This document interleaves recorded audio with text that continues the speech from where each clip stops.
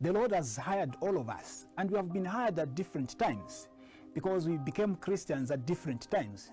Some were baptized when they were babies, others were baptized when they were already grown up. At different times, we are put in that field to do the work. There's going to come a time of reckoning, the time that we'll have to get our pay, our salaries.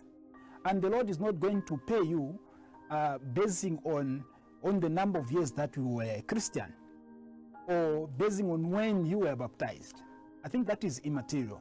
What is material here is, what did you do? Okay, you were a Christian only for 5 years. You were a Christian for 50 years. You were a Christian for 20 years. What exactly did you do in that time that you were given? Did you actually fulfill the promises that you made?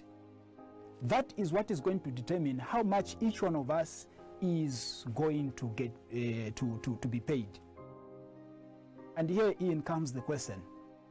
As we are all still on this journey, the Christian journey, we still have an opportunity to do that which is required. Are we doing that which is required? Are we doing it? Such that if today the Lord would come to ask you, to ask me, have you been doing the work so that I pay you for the work that you've been doing? Am I going to proudly stand before him and say, yes, this is my output? I think it is a challenge to you and me to begin to think about what exactly we do in this short time that we've been given to be Christians and good Christians, because that is what is going to determine our pay. People want to be paid for the number of hours, but our focus, our attitude must change. People should be paid for the output, for what they do.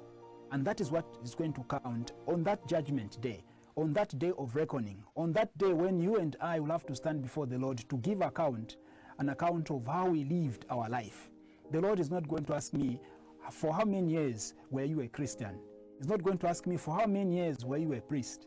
For how many years were you this and that? He's going to ask me what I did.